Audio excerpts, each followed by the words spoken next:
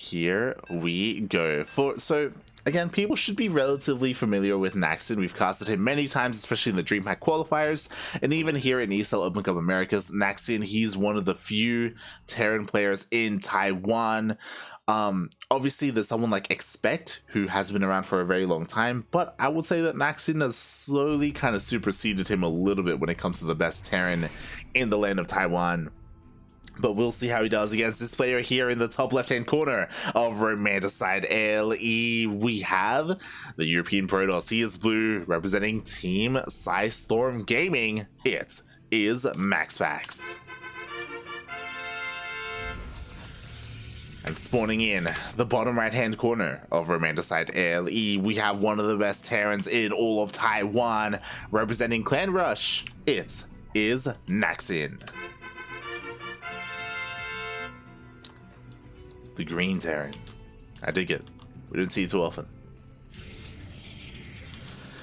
Oh boy. And obviously MaxPax is the favorite here. He's a dominant player, even amongst the Europeans, so Naxin has his work cut out for him. I'm really curious to see how this plays out, just because Naxin can be really quirky. He can have a lot of very unique builds. Not as crazy as someone like Coffee, the Chinese Terran, but Naxin, he can meme things up sometimes, or I don't want to say meme things up, just again, he can have a unique style. So we'll see if he whips any of that out here against MaxPax, because I feel like he's gonna need to if he wants to take him down. Oh boy. Oh boy, indeed. So far, nothing crazy going on. There's no proxy, which MaxPax confirms that the Rax is in the main base. He also confirmed the gas here, that there was no second gas taken. So MaxPax can rest easy at home and expand, take a Nexus.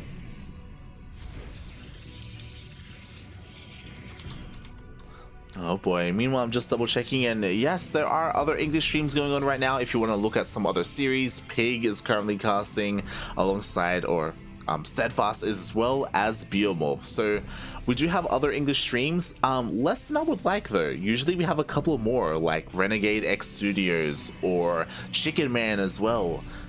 So yeah, some less participation amongst the casters here today. A little bit unfortunate. Meanwhile, ooh, Naxin, kind of afraid of his opponent, throws down his CC on the high ground. Which I guess makes sense. He is cutting corners, and I guess he doesn't want that CC delayed from the incoming adepts, question mark. But there is no adept. Oh no, there it is, there it is. It's on the way. Interesting decision. So we'll see how Naxin does. Again, when it comes to the Taiwanese region, there are some big names there that he does practice against. Those big names being Nice and Haas. So when it comes to Protoss, I mean, he has been kind of molded in such a way to expect aggression. Meanwhile, the Adept is coming in. Oh, the wall's not a wall. Up.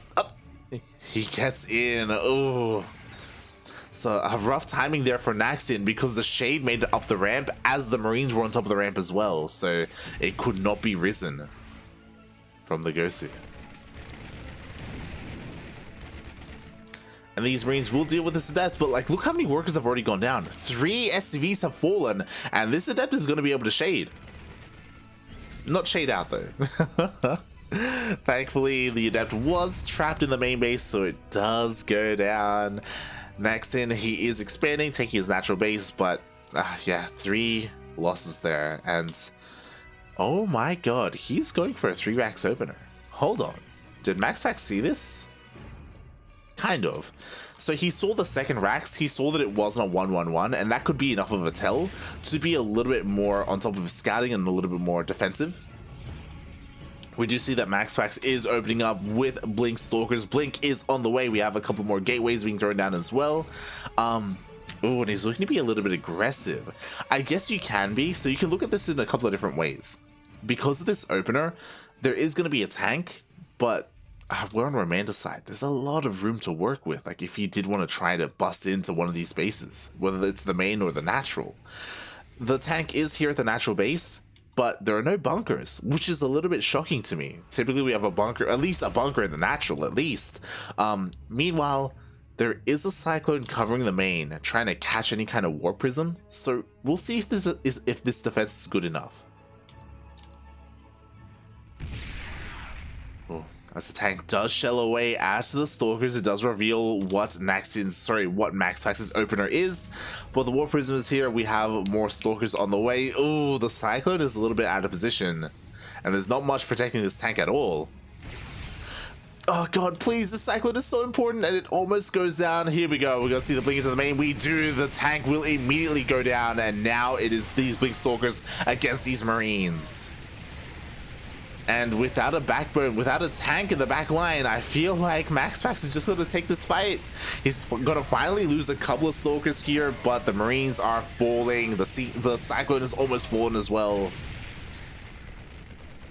And MaxPax does get forced back, but honestly, mate, he could have kept going. Like, there's barely any Marines left.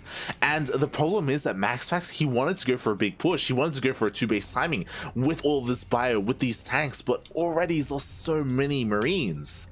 16 Marines have gone down, mate. That's crazy. And here comes wave 2, and once again, that tank is exposed. Tank goes down, Marauder's getting focused down. This entire time MaxPax has had vision of the main base, so he knows when it's safe to just dive in.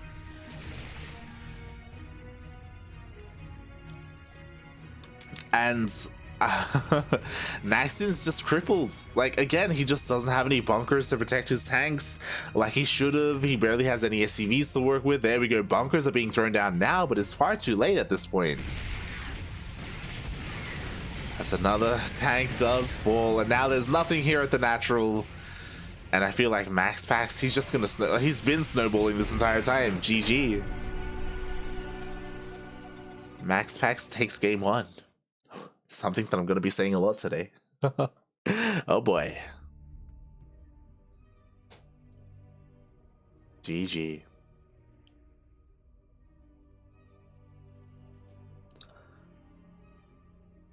So Naxin had a bit of a rough time there.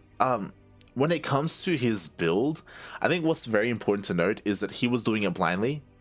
He never scouted the main base of MaxPax. He never knew if it was a Twilight Council or a Stargate. He skipped his Reaper. His build he didn't care what MaxPax was doing. He came into that game with a plan. He's like, I'm going to execute this as best I can. Doesn't matter what you have. And unfortunately, because he came into that game with that kind of mentality, like, he wasn't ready for the Blink Stalkers, he wasn't really respecting the Blink Stalkers, and they did kind of pull him apart.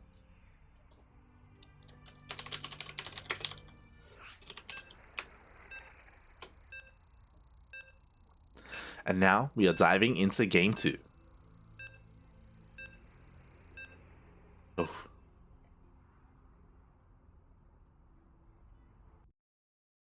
Meanwhile, ooh, a massive update. Apparently, Estrella did 2-1. Gumiho did go all the way to the Ace match, and now Estrella is going up against a Dominus. Mein Gott. Right. But here we go. We are now in game number 2 of this best of 3 series, and spawning in the bottom left hand corner of Oxide ALE, we have the blue Protoss from the land of Denmark representing Storm Gaming. It is MaxPax. And in the top right, we have our Taiwanese Terran. He's green, representing Clan Rush. It is Naxin.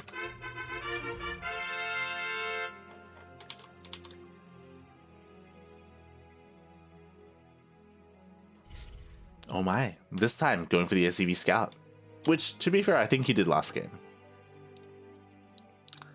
If I recall, he just didn't commit and go into the main. He just chilled out at the natural. As the SCV is coming across the map, gonna go into the main, gonna scout everything, and sees that we don't... Oh my god. Never mind. Going for the NG block. Okay, I dig it. Nice. At the same time, MaxPax is across the map as well, looking to scout his opponent, and will confirm that once again, the Rax is at home. There is no second gas, there is no proxy. Naxin playing straight up, for the most part.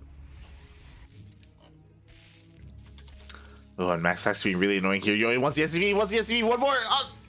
Oh. Okay. Doesn't get the SCB in the end. Does back off. MaxPax keeps it alive. And once again, we see him skipping the Reaper. We've seen a lot of Terran players do this recently. I say recently, basically this entire year. We've seen a lot of Terran players skip their Reaper. I guess they believe that, you know, they don't really need that much scouting information. They have what they need from their initial SCV scout. He sees everything in the main, and he does force out the Zealot.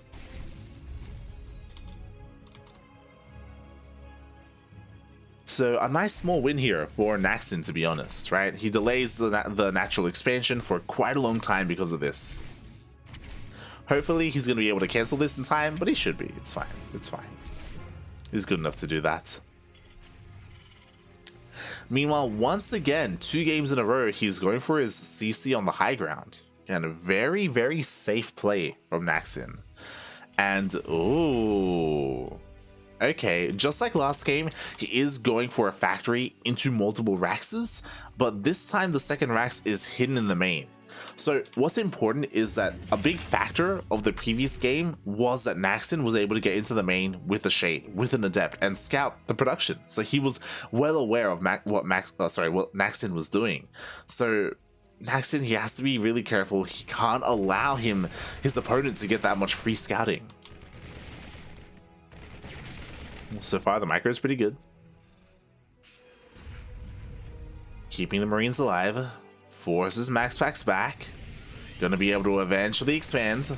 The Marines! Nice. Naxin is able to eventually take down that Zealot, forces MaxPax back, and MaxPax wasn't able to get any value here. All that he saw was his opponent was on one base, and that could be a little bit scary. Like, to be fair, he doesn't know 100% that a CC was thrown down in the high ground, and oh my god, there we go. Third Rax gets thrown down, and this is going to be a very interesting push here. Meanwhile, MaxPax is opening up the exact same way he did last time, right? We have Blink on the way. He is going to be going for those Blink Stalkers. The Robo's on the way as well to go for that War Prism. Before that, the Observer is going to be rushing across the map, and he will eventually scout all of this. Unless something crazy happens and Naxin is able to intercept that Observer.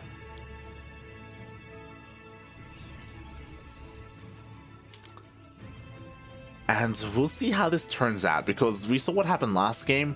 To be fair, Romanticide has a much larger main, so there's a lot more room to abuse as the Protoss and bling into. Here it can be a little bit more awkward. Sure, I mean, there definitely is a way to get into that main base, but Naxin is looking quote-unquote prepared. I say quote-unquote because this is the exact same setup as game 1, where we have the Cyclone, we have plenty of Marines, but again, no bunkers. Like, he's not really... if we look at the vision, like, he doesn't know what his opponent's doing. He's not really respecting or doesn't care what his opponent's doing in a way. There we go. The Observer is here. He sees the mass amount of Marines. He's going to see the factory. He's going to see the lack of starport. He sees the exact same composition here in the main. The Observer this time does get sniped, so nice win there by Naxin. This means that MaxPax is in the dark, and he will have a harder time figuring out where Naxin is the most vulnerable. But the most vulnerable is in the main, because the tank isn't out yet. Oh, and the lock-on gets wasted on the Stalker, not the War Prism. Aye, and here we go. Blink into the main base. There is no tank, but there are a lot of Marines. And he does force MaxPax back, buys enough time for the tank to finally finish up. But again, every single stim hurts so much. Why? Because there are no medevacs, because there's no starport. Like, oh my god, these Marines are so weakened from that. Meanwhile, MaxPax going for some multi-pronged aggression here. Stalker's zoopling into the main. He's going to get a couple of workers. Going to pull the attention away for Naxin. At the same time, Stalker's going to try and get into the natural, but this time Naxin, he does have a bunker on the way. Thank God.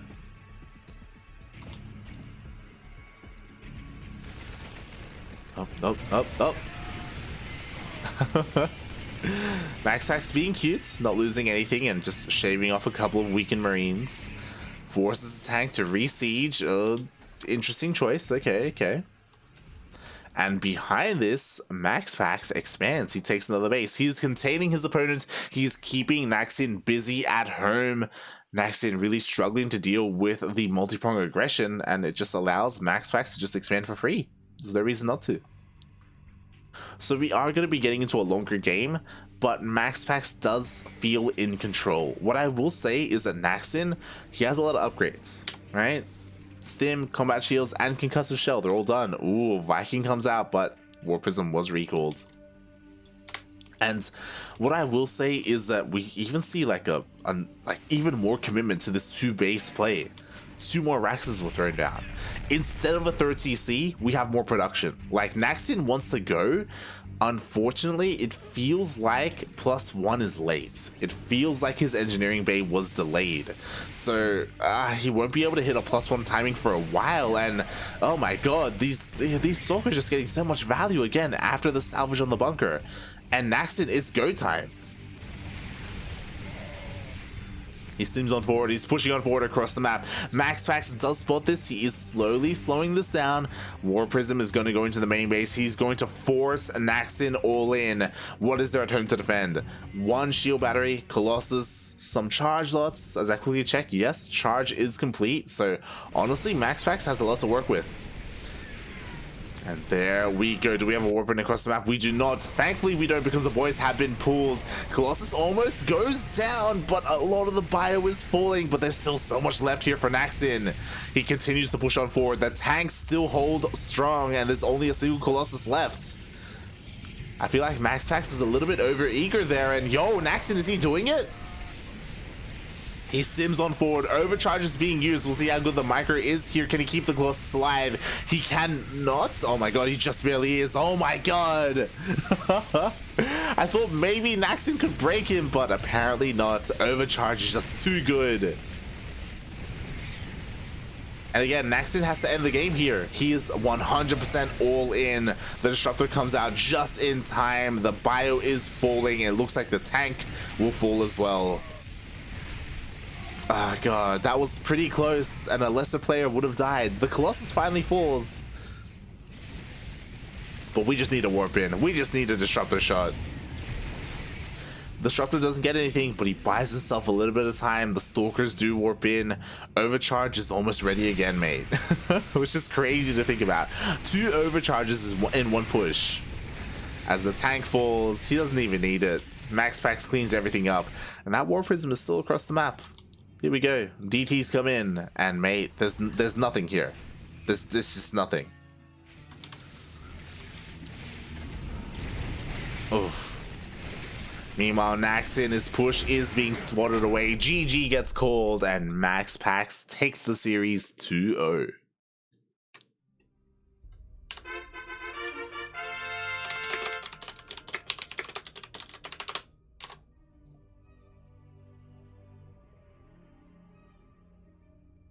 GG. Oh boy, I keep sneezing. Take care of yourself, Warshers. Make sure you're not getting sick. Neither will I, as it's also quite cold here in the land of the Australias.